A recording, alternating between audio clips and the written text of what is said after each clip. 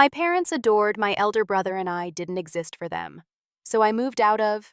I am Madeline, 29 years old, and I own a successful photography studio in Philadelphia that captures forgotten spaces and overlooked beauty. Growing up, I was practically invisible in my own home, while my brother Jason basked in the spotlight of my parents' adoration. Every achievement, every milestone of mine went unnoticed, while they celebrated his every breath. After years of emotional neglect, I finally cut ties and built my own life from scratch.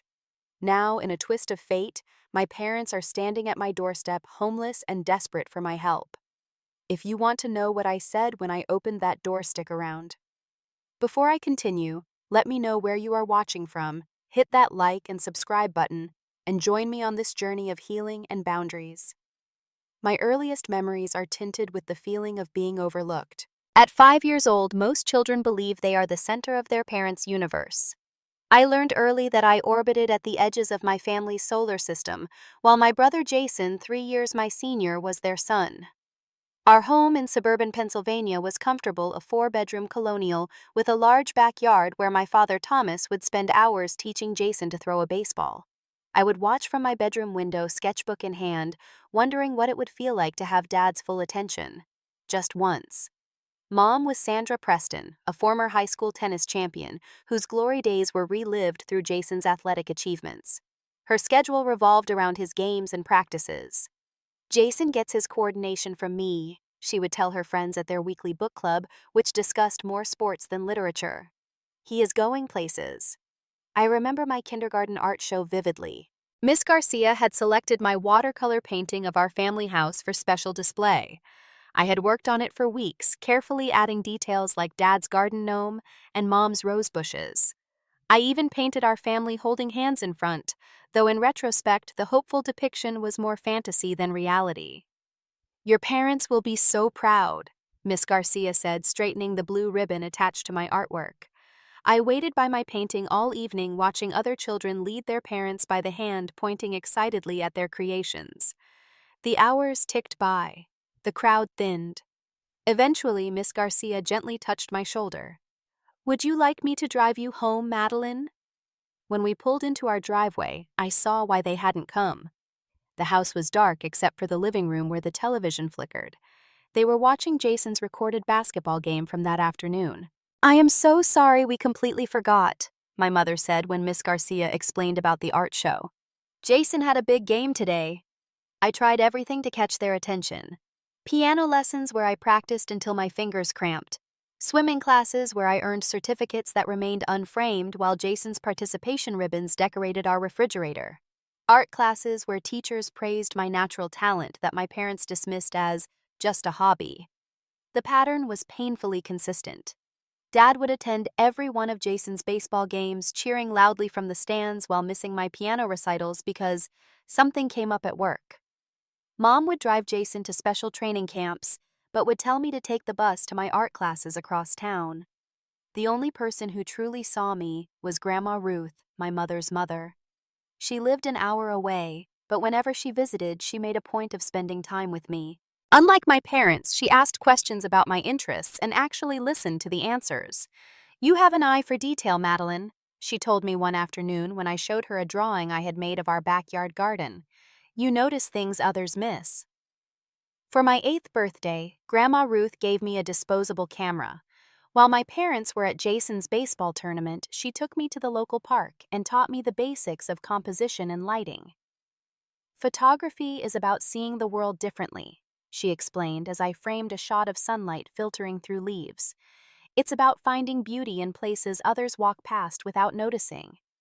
Little did I know then that her gift would plant the seed for my future career and, more importantly, provide me with a way to process the emotional neglect that colored my childhood.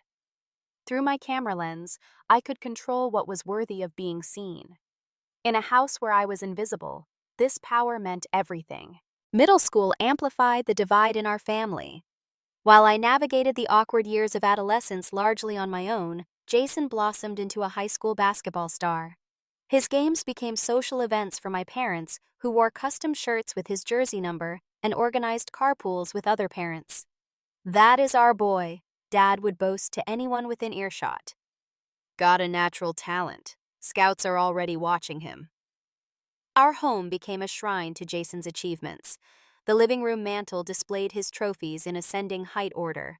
The hallway walls were covered with framed newspaper clippings about his games.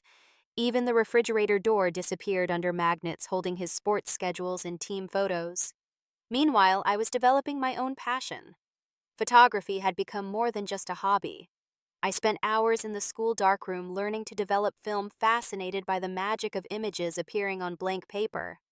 My art teacher, Ms. Winters, encouraged me to enter regional competitions. "Your work shows remarkable maturity for someone your age," she told me after school one day. "You have a unique perspective." When I excitedly shared this praise with my parents, Dad barely looked up from the sports section of the newspaper. "That is nice, Madison," he said, getting my name wrong. "But college scholarships come from real skills, not taking pictures." That same week, I overheard my parents discussing college funds. "We should increase our monthly contribution to Jason's account," Dad said. "With his talent, he could get into any top school." "What about my college fund?" I asked at dinner that night. The uncomfortable silence that followed was answer enough. Finally, Dad cleared his throat. "Well, scholarships exist for a reason," he said. "Besides, Jason has a real chance at a professional career. His education is an investment." The message was clear: Jason was worth investing in. I was not. Our house underwent a renovation when I was 13. Mom supervised every detail, including a complete redecoration. I returned from school one day to find that all of my childhood photos had been removed from the walls. When I asked Mom about it, she seemed surprised by the question.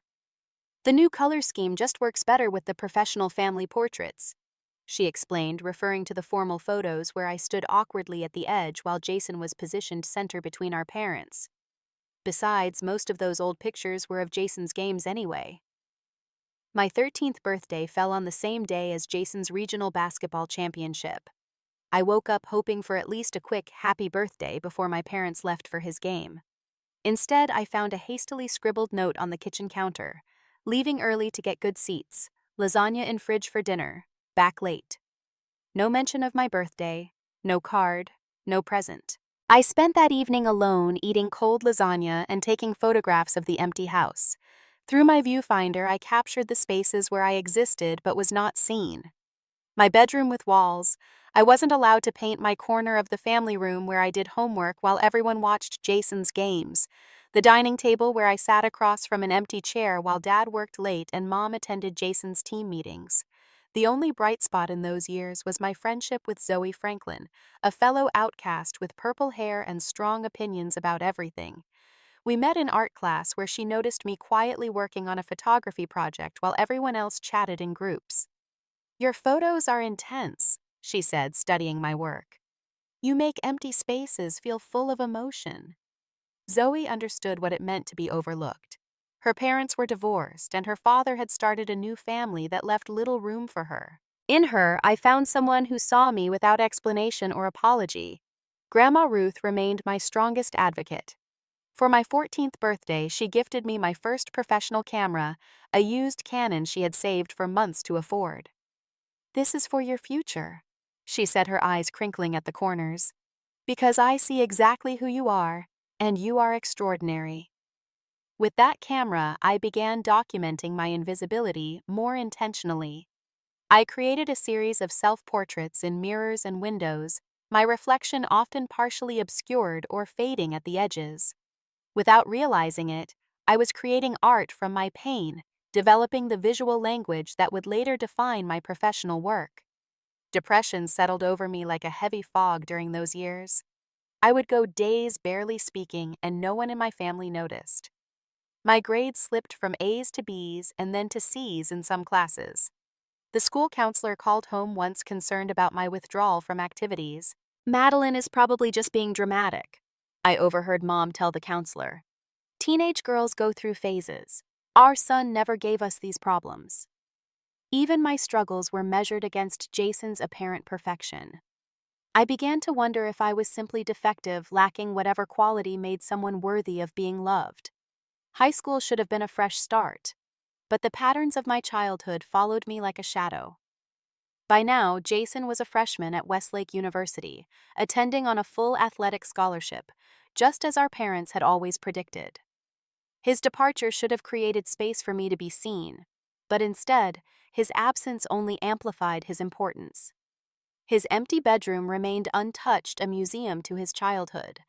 Meanwhile, my parents had started using my bedroom as overflow storage whenever I was at school, gradually filling it with boxes of seasonal decorations and old paperwork. I came home early from school one day with a migraine to find Mom sorting through Christmas ornaments on my bed, barely acknowledging my presence as I tried to lie down.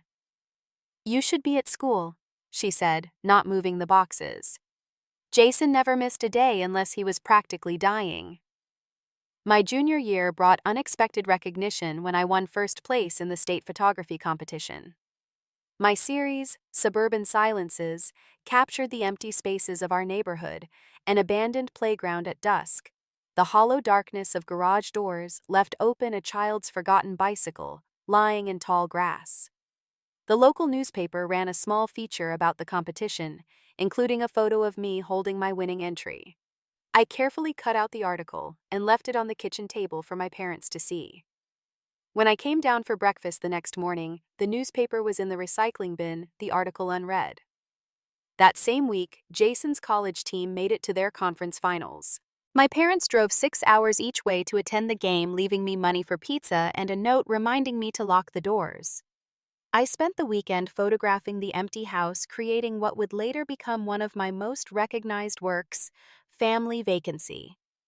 Senior year brought college applications and my final chance to earn my parents' approval. My portfolio had grown impressive, earning me interview offers from several art schools. Professor Eleanor Jenkins from the Philadelphia Institute of Fine Arts even called our home after reviewing my application. "Madeline shows extraordinary promise," she told my father, who had answered the phone. "Her perspective on negative space is sophisticated beyond her years. We would be very excited to have her join our program." Dad relayed this information with the enthusiasm of someone discussing a change in the weather forecast. "Some art teacher called about your pictures," he said, already turning his attention back to the television. "Sounded impressed, I guess." Meanwhile, Jason was struggling with the pressure of college athletics. His calls home became more frequent, his tone more strained. My parents spent hours on the phone with him, offering encouragement and support, discussing his every concern in detail at dinner. "Jason just needs to believe in himself," Mom would say. "He has always been destined for greatness." The final breaking point came gradually, then all at once. As graduation approached, I discovered that my parents had quietly begun converting my bedroom into a home gym. Without discussing it with me, they had moved my desk into the hallway and ordered exercise equipment to be delivered the week after my graduation. "You will be going to college anyway," Mom said when I confronted her. "It does not make sense to keep your room as is. Jason's room stays the same because he comes home frequently during breaks." My graduation ceremony was scheduled for the same day as Jason's college orientation for his summer training program.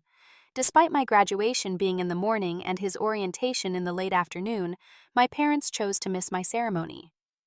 "This orientation is mandatory for Jason's scholarship," Dad explained. "We need to help him move into summer housing. You understand." I did understand. I had always understood. I was the child they had out of obligation, while Jason was the child they had out of desire. The week before I graduated, Grandma Ruth was diagnosed with stage 4 pancreatic cancer.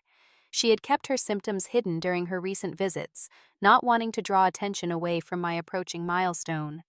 By the time doctors caught it, the prognosis gave her just months to live. I spent every free moment at her hospice facility bringing my portfolio to show her my latest work. Even in her weakened state, she would study each photograph carefully, offering insights and encouragement. "You see the world with such compassion," she told me during one visit. "You find beauty in the overlooked corners because you know what it means to be overlooked." 3 weeks after my graduation, Grandma Ruth passed away. At her funeral, I stood apart from my parents, who seemed more concerned with the social dynamics of the gathering than with their loss. Afterward, her lawyer asked to speak with me privately. "Ruth was very specific in her will," he explained, handing me an envelope. "This is for you and you alone. She wanted to ensure you could pursue your education. Inside was documentation of a college fund she had been building for me since my birth, containing enough to cover tuition at a state school or provide a substantial start at a private art college. Along with it was a letter. "Madeline, my darling girl," she had written. "You have always been seen even when others were blind to your light. This money is not charity, but investment in the beauty you will bring to the world. The only requirement is that you use it to follow your own path, not anyone else's." That evening, with Grandma Ruth's letter still in my pocket, I finally confronted my parents about their treatment of me. We were sitting at dinner, Mom and Dad discussing Jason's summer training schedule as usual. "Do you even realize that you missed my high school graduation?" I asked, interrupting their conversation. "Do you understand that this was the only graduation you will ever get to see for me?" They looked startled, as if a piece of furniture had suddenly spoken. We explained about Jason's orientation. Dad said, his tone suggesting I was being unreasonable. "These things happen. Scheduling conflicts are a part of life." "It is not a scheduling conflict when you always choose him," I said, years of hurt spilling out. "It is a pattern. It is a choice you make every single time." Mom sighed dramatically. "You are being unfair. We love both our children equally." "When was the last time you came to anything important to me? When was the last time you even asked about my photography? Do you even know which colleges accepted me?" The silence that followed was deafening. "See, you cannot name a single school because you have never asked.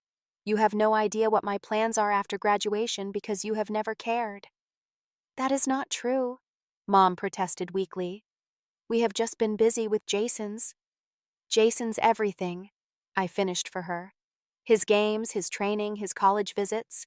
There has never been room for me in this family." Dad pushed his chair back from the table.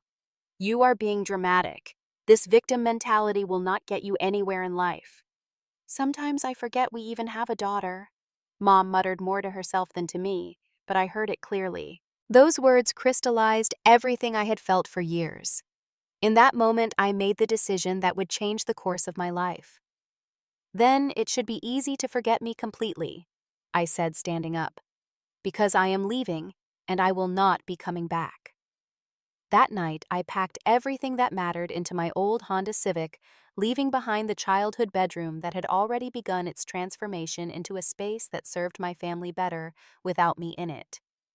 With Grandma Ruth's inheritance and my best friend Zoe waiting for me in Philadelphia, I drove away from the only home I had ever known toward the first real home I would create for myself. The small apartment Zoe and I rented in Philadelphia was nothing special. 2 tiny bedrooms, a bathroom with perpetually low water pressure, and a kitchen barely big enough for a miniature refrigerator and hot plate. But it was ours, and for the first time I existed fully in my own space. Reality hit quickly. Grandma Ruth's money would cover most of my tuition at Philadelphia Community College's photography program, but living expenses, books, and equipment would require income. I found a job at a coffee shop near campus, working morning shifts before classes and weekend doubles that left my feet aching and smelling perpetually of espresso beans. On Tuesdays and Thursdays, I worked evening shifts at Hudson's photography studio, starting as a receptionist, but quickly earning additional responsibilities as the owner. Harold Hudson recognized my eye for composition. "You understand light differently than most beginners," he told me after seeing some of my portfolio. "Want to assist on a wedding this weekend? Pays better than answering phones." Between work and classes, I barely had time to process the magnitude of what I had done by leaving home. Some nights I would wake up in panic, wondering if I had made a terrible mistake. What if I failed? What if I could not support myself? What if my parents had been right about photography being just a hobby? These doubts were loudest at 3 in the morning, when the apartment creaked with unfamiliar noises and the future seemed impossibly distant. But with each sunrise came new determination. I had spent my entire life being overlooked. I refused to overlook myself now. Financial struggles became a constant companion. There were weeks when I survived primarily on ramen noodles and day-old pastries from the coffee shop. Christmas of that first year was particularly difficult. Zoe went home to spend the holiday with her mom, leaving me alone in our apartment with no family to visit. I volunteered to work every holiday shift at both jobs, telling myself the extra money was worth the loneliness. On Christmas Eve, Harold invited me to join his family dinner after we finished a last-minute portrait session, an act of kindness that brought me to unexpected tears. "Family isn't just who you're born to," he said as his wife piled my plate with turkey and stuffing.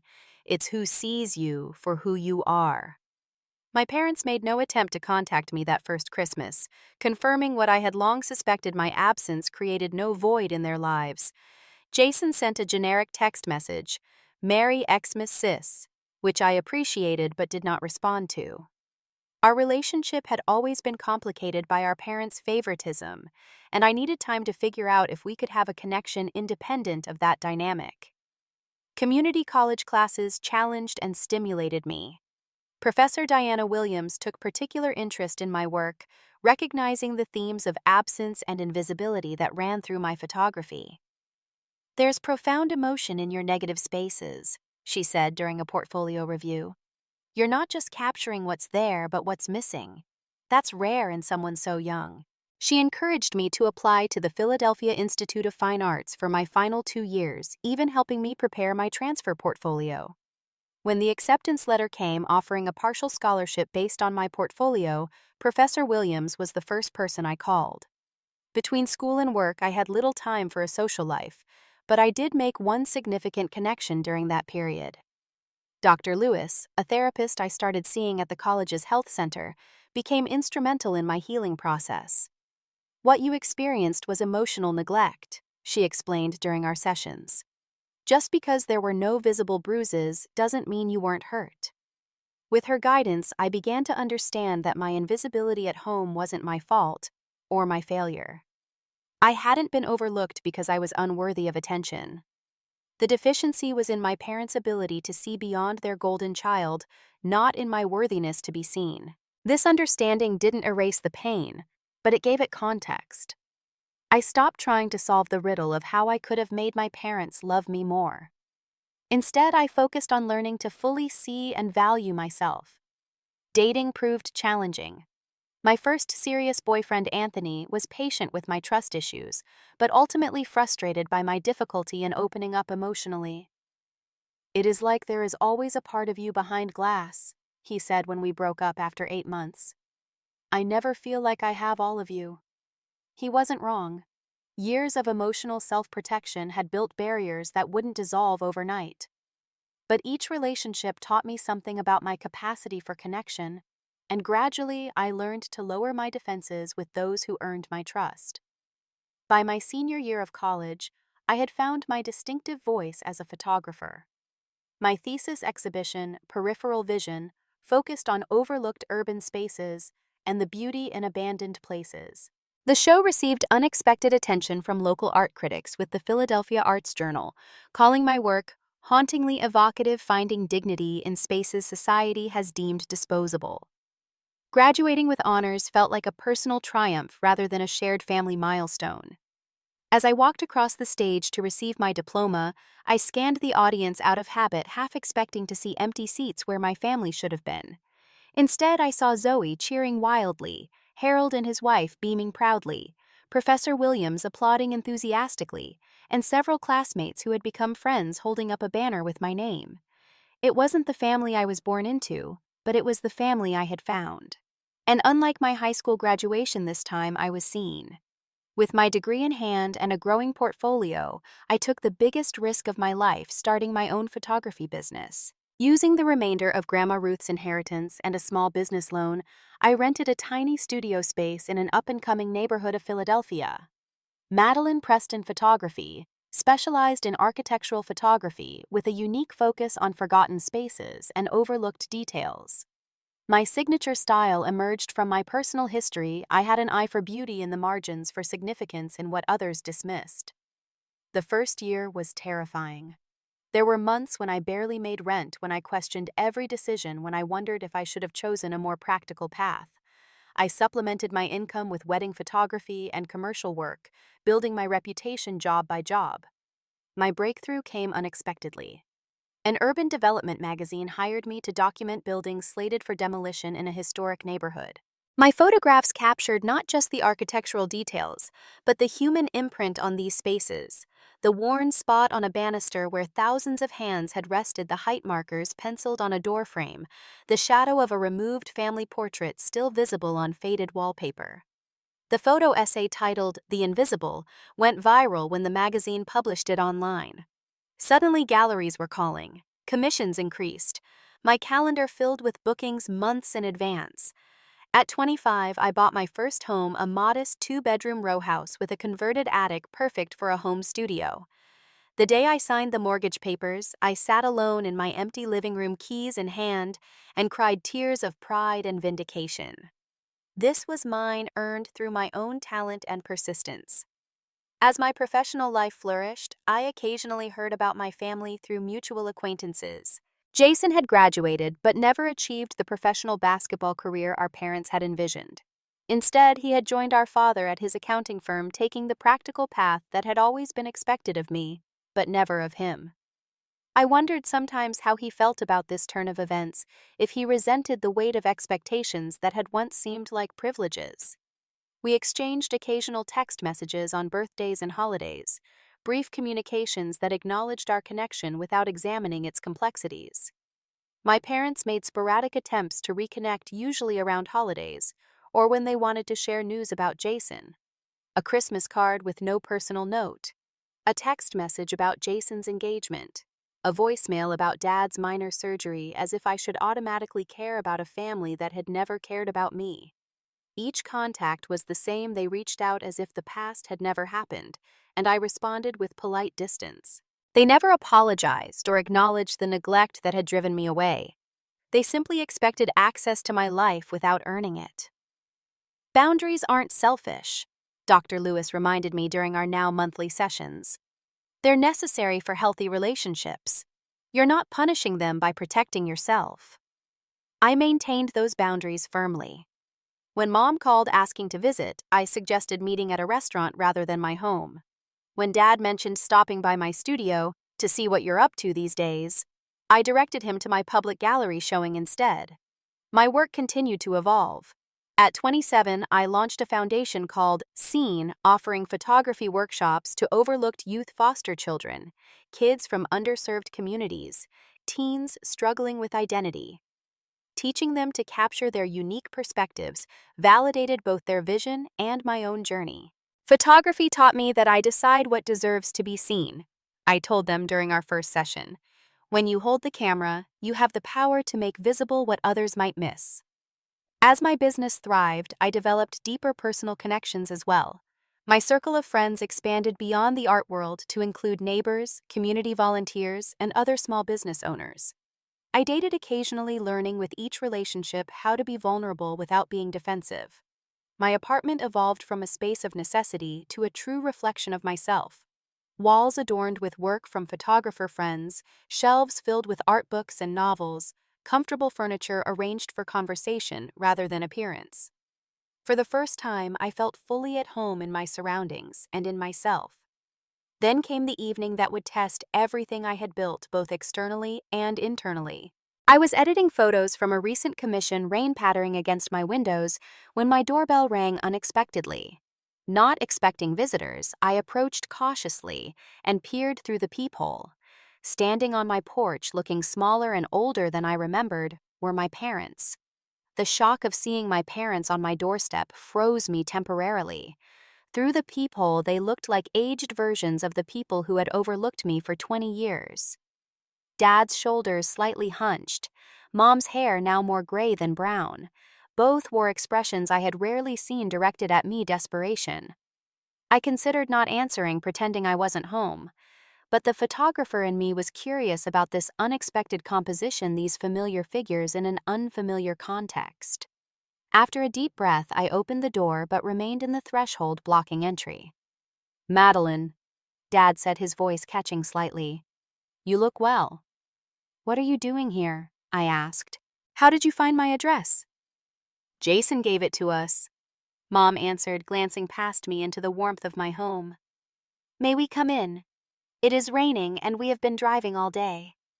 I noticed then the mud on their shoes, the wrinkled state of their clothes, the exhaustion etched into their faces. Something was very wrong. "Why are you here?" I repeated, not moving from my position. Dad cleared his throat. "We have had some financial difficulties. Significant ones. We need a place to stay for a while." The irony was almost too perfect. After years of being emotionally homeless in their house, they were now literally homeless and at my door. "What happened?" I asked, still not inviting them in. The story emerged in halting pieces. Jason had convinced them to invest their retirement savings and mortgage their house for his business venture, a sports training facility. Despite his college degree, he had no business experience and the venture had collapsed within a year. The bank had foreclosed on their home. Most of their savings was gone. "We tried staying with Jason and Emily, but their apartment is too small for 4 adults," Mom explained. "We have been living in our car for 3 days." I looked past them to the street where their old Buick was parked, back seat filled with hastily packed suitcases and boxes. "Why me?" I asked, the question carrying the weight of decades. "Why come to me now?" Dad shifted uncomfortably. "You have this nice house. We thought maybe you could spare a room until we get back on our feet." No apology, no acknowledgement of our history, just expectation, as if my success existed to serve as their safety net. "I haven't heard from either of you in months," I said, feeling a strange calm despite the emotional storm brewing inside. "The last time we spoke was when you called to tell me about Jason's promotion, a 5-minute conversation where you didn't ask a single question about my life." "This is not really the time to dredge up old grievances," Mom said with a familiar dismissive wave of her hand. "We are in a crisis situation." "For you, this is a crisis," I replied. "For me, this is Tuesday. Just another day of being an afterthought until you need something from me." The rain intensified, punctuating the silence that followed. Dad's expression shifted from expectation to awkward contrition. "Maddie, I know we were not always the most attentive parents." He began using a nickname they had rarely used when I lived at home. "We made mistakes, but family helps family in times of need." "Family." I repeated the word, feeling foreign on my tongue. "Let me remind you of what family meant in our house.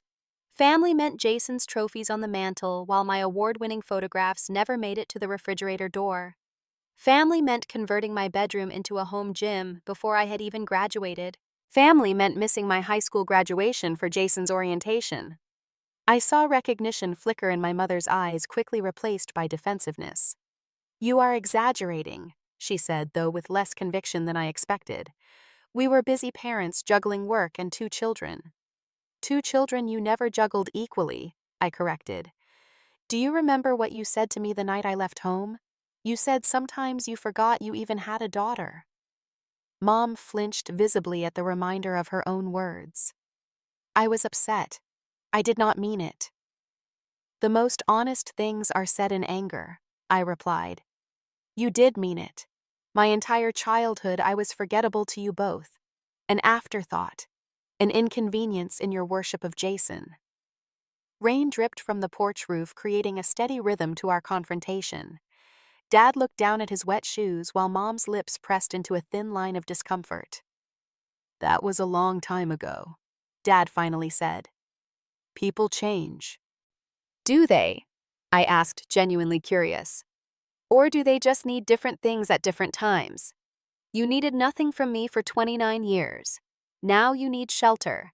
Has anything fundamentally changed about how you see me as a person?" Neither could answer that question. The silence stretched between us, heavy with unspoken truths. "Jason said you were doing well," Mom ventured after a moment. "That you had become quite successful with your little photography business." "Little photography business?" I repeated, noting the diminishing language. "My internationally recognized studio? You mean my work that's been featured in major publications and galleries across the country? The career you dismissed as a hobby that would never support me?" For the first time, I saw something like genuine regret in my father's eyes.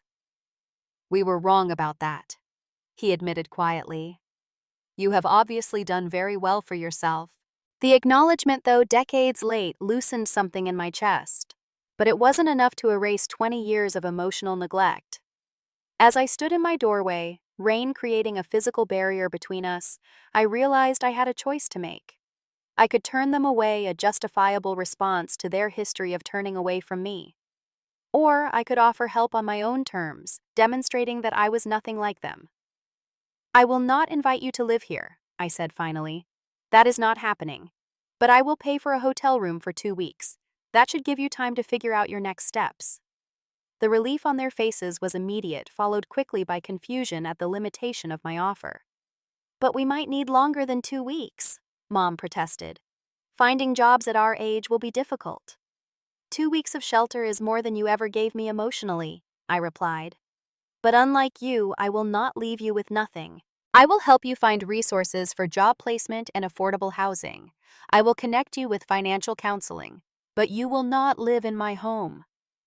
"We are your parents," Dad said, a note of indignation creeping into his voice. "Biology made you my parents," I corrected. "But you chose not to parent me in any meaningful way. You cannot claim the title now when it's convenient."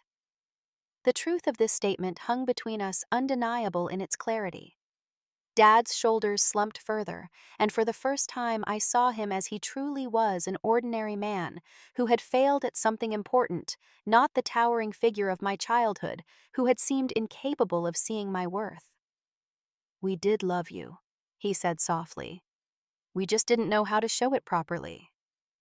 "Love without action is just sentiment," I replied, quoting something Dr. Lewis had once told me. "And sentiment doesn't raise a child." I grabbed my umbrella and car keys. "I will drive you to the Marriott Residence Inn. They have weekly rates and kitchenettes. I will pay for 2 weeks. What happens after that depends on whether you are willing to do some real work on our relationship." "What kind of work?" Mom asked, suspicion narrowing her eyes. "Therapy," I answered. "Family therapy with my therapist, Dr. Lewis. If you want any kind of relationship with me going forward, that's non-negotiable." They exchanged a look I couldn't quite interpret, some silent communication honed by decades of marriage. "We will think about it," Dad finally said. "Think quickly," I advised, locking my front door, "because this offer, like your time at the hotel, has an expiration date." As I drove them to the hotel, watching them in my rearview mirror, sitting silently in my back seat like chastened children, I felt no triumph, no vindication. Just a quiet certainty that I was honoring both the hurt child I had been and the strong woman I had become. The next morning, I called Dr. Lewis and explained the situation. "My parents showed up homeless at my door and I offered them conditional help," I told her. "Hotel accommodation in exchange for family therapy." "Was that the right call?" "There's no objectively right call in this situation," she replied. "The question is whether your decision aligns with your own healing journey. Does it feel right to you?" I considered this as I prepared for a client meeting later that day. Did it feel right? Part of me had wanted to slam the door in their faces to let them experience a fraction of the rejection I had felt. But another part recognized that perpetuating pain wouldn't heal mine. "It feels necessary," I finally answered.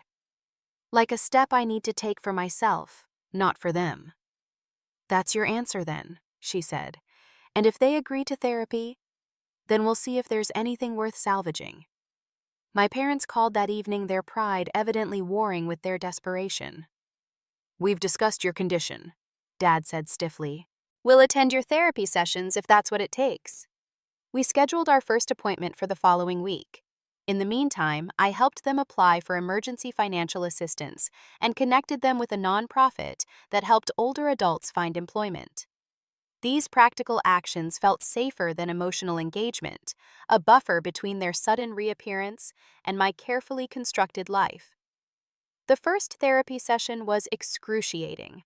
Dr. Lewis had us each describe our perception of our family dynamics when I was growing up. The disparities were striking and revealing. "We provided a good home," Dad insisted.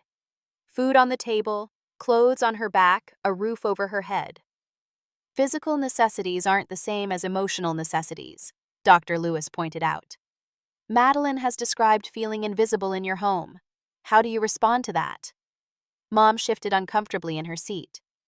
We were busy with Jason's activities. He needed more attention because of his sports commitments.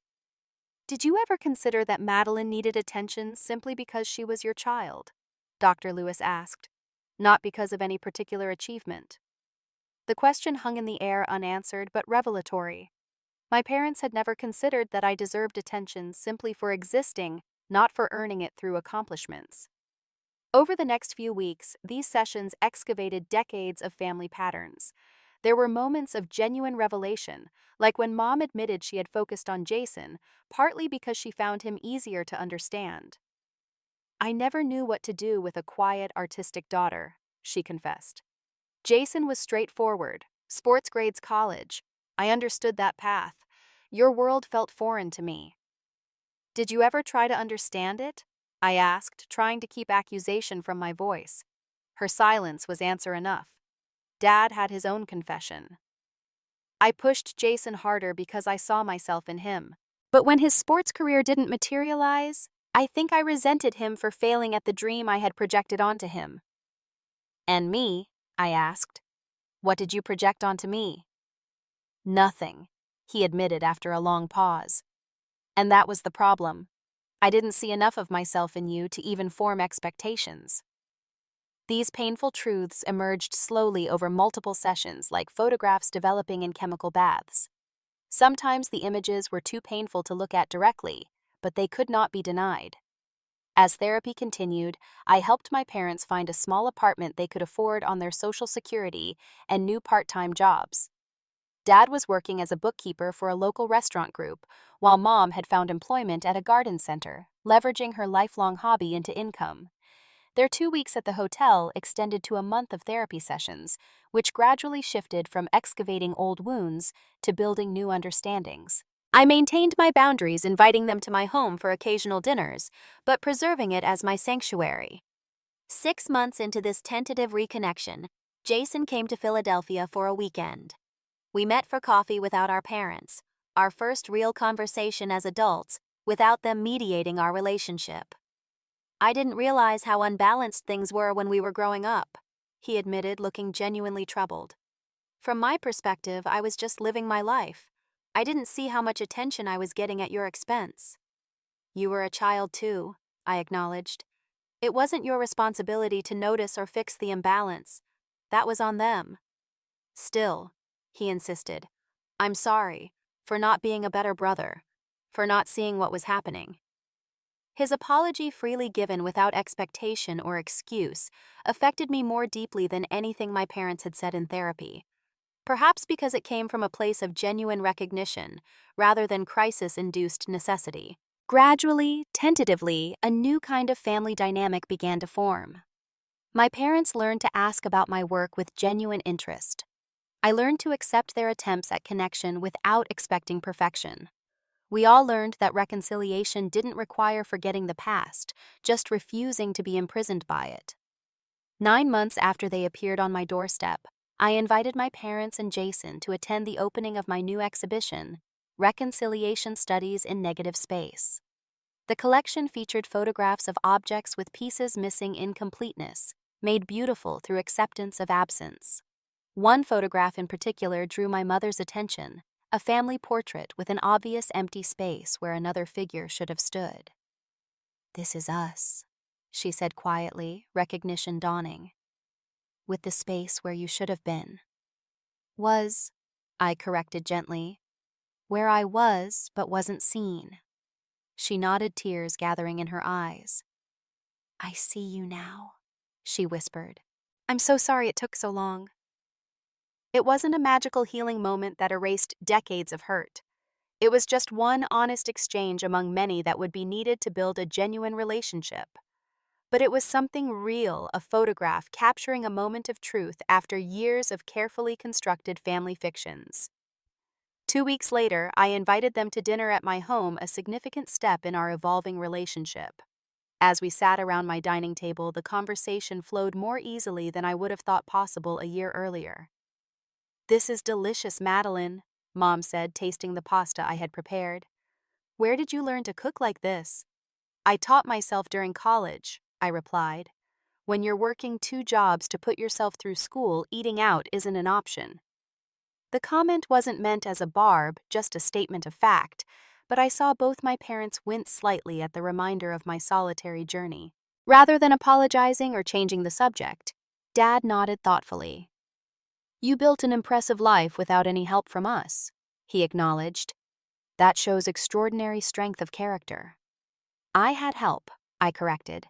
"Just not from you, Grandma Ruth, my professors, friends who became family when I had none."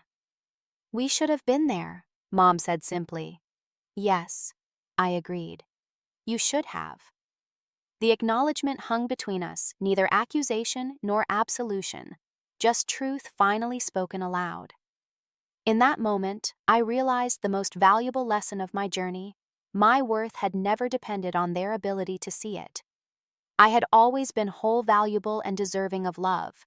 Their failure to recognize that had been their loss, not evidence of my inadequacy. "I spent years trying to be seen by you," I told them, my voice steady and clear. "Now I understand that the most important thing was learning to see myself clearly, to recognize my own value without external validation." As we finished dinner and moved to the living room for coffee, I showed them photographs of my journey after leaving home graduation, my first gallery showing the day I received keys to my studio. The visual evidence of a life fully lived despite their absence. "You turned pain into beauty," Dad observed, studying a particularly striking image of an abandoned building I had photographed, its broken windows catching the light like diamonds. "Not everyone can do that.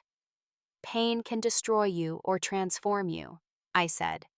"I chose transformation." That evening, as they prepared to leave, Mom hugged me tentatively, as if unsure of her welcome. I returned the embrace, not with the desperate hunger of the overlooked child I had been, but with the measured warmth of the woman I had become. "We're proud of you," she whispered. "We should have said that long ago and often." "Thank you," I replied, accepting the words without needing them, a distinction that marked how far I had come. As their car pulled away from my home, I stood in the doorway reflecting on the circuitous path that had led to this moment. The journey from invisibility to recognition, from neglect to reconciliation, had not followed a straight line. There had been detours, backtracking, and unexpected turns, but each step, even the painful ones, had been necessary. The most profound lesson I had learned was that healing doesn't mean erasing scars, but incorporating them into a larger, more complete picture of oneself. The empty spaces in my childhood had shaped my vision as surely as the filled ones. My capacity to see beauty in the overlooked was born directly from being overlooked myself. I returned to my living room and picked up a frame containing one of my earliest self-portraits, a 12-year-old girl photographing her reflection in a window, her image transparent against the solid world beyond the glass. Next to it, I placed a new photograph I had taken just days earlier, the same composition, but with my adult self fully opaque, solid, and undeniable in my existence. If you've ever felt invisible in your own life, know that your story doesn't end in that place of painful transparency. Your journey toward being fully seen begins with seeing yourself clearly, with recognizing your inherent worth, regardless of others' ability to acknowledge it. The people who should love us don't always know how, but that failure reflects their limitations, not our value. Have you ever felt overlooked by the people who should have seen you most clearly? How did you find your way to recognizing your own worth? I'd love to hear your stories in the comments below. If this resonated with you, please like and subscribe to join our community of people turning pain into strength. And share this video with someone who might need to hear that they deserve to be seen exactly as they are. Thank you for witnessing my story, and remember, the most important recognition is the one you give yourself.